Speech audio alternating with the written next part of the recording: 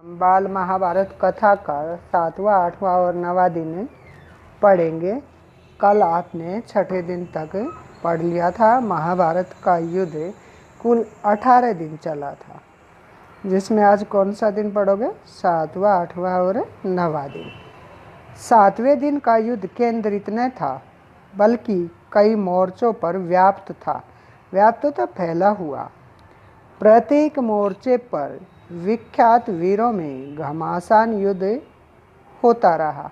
विख्यात होता प्रसिद्ध, घमासान होता भयंकर। एक मोर्चे पर अर्जुन के विरुद्ध स्वयं भीष्म डटे हुए थे, यानी अर्जुन के साथ कौन लड़ रहे थे? भीष्म। एक स्थान पर द्रोणाचार्य और विराट राज में भीषण युद्ध हो रहा था। किस किस के बीच? द्रोणाचार्य और विराट राज।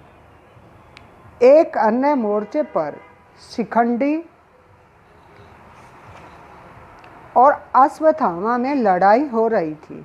बच्चों, अश्वत्थामा कौन था? आचार्य द्रोण का पुत्र। एक स्थान पर धृष्टद्युम्न और दुर्योधन युद्धरत थे। युद्धरत होता है युद्ध में लीन रहना। धृष्टद्युम्न कौन थे? द्रुपद का पुत्र। एक और नकुल और सहदेव अपने मामा शल्य पर बाण बरसा रहे थे। शल्य पर बाण कौन बरसा रहे थे? नकुल और सहदेव। शल्य कौन थे? मद्र देश के राजा और नकुल सहदेव के मामा। दूसरी ओर अवंती के दोनों राजा युद्धामन्यु से लड़ते दिखाई दे रहे थे। एक मोर्चे पर दुर्योधन के 4 भाइयों की अकेला भीमसेन खबर ले रहा था। दुर्योधन के 4 भाइयों के साथ कौन लड़ रहा था? अकेला भीमसेन। तो दूसरे मोर्चे पर घटोत्कच और भगदत्त में भयानक युद्ध छिड़ा हुआ था। घटोत्कच हिडिंबा से उत्पन्न भीमसेन का पुत्र। एक और मोर्चे पर अलम्बुस और सात्यकी की टक्कर थी। युधिष्ठिर का श्रुतायु के साथ द्वंद्व हो रहा था, जबकि कृपाचार्य और चेकितान एक अन्य मोर्चे पर लड़ रहे थे। द्रोणाचार्य के साथ लड़ाई में विराट को हार खानी पड़ी। यानी विराट किससे हार गया? द्रोणाचार्य से। विराट कुमार उत्तर एवं श्वेत पहले दिन की लड़ाई में ही काम आ चुके थे। काम आना हुआ मारे जाना। विराट के 2 पुत्र उत्तर और श्वेत कौन से दिन की लड़ाई में मारे गए? पहले दिन की। 7वें दिन के युद्ध में तीसरे कुमार शंख ने, तीसरे पुत्र का क्या नाम बताया? शंख। कौन से दिन की लड़ाई में? 7वें दिन की में पिता के देखते देखते प्राण त्याग दिए। परंतु यह युद्ध अधिक देर नहीं चला। सूर्य अस्त होने लगा और युद्ध बंद हो गया। अब 7 दिन का युद्ध बंद होगा। अब 8वां दिन शुरू होता है। 8वें दिन का युद्ध शुरू हुआ तो पहले ही धावे में, धावा होता आक्रमण या हमला, भीमसेन ने धृतराष्ट्र के 8 बेटों का वध कर दिया।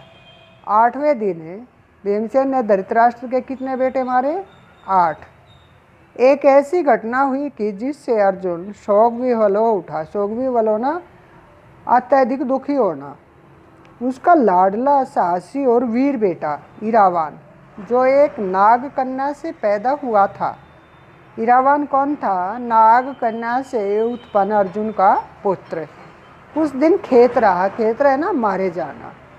इधर भीमसेन के पुत्र घटोत्कच ने जब देखा कि इरावान मारा गया, तो उसने इतने जोर से गर्जना की कि जिससे सारी सेना थर्रा उठी। थर्राना है कांपना।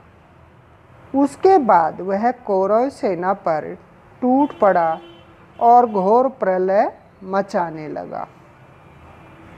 युधिष्ठिर को लगा कि घटोत्कच पर कोई आफत आई है। आफत होता है मुसीबत या परेशानी।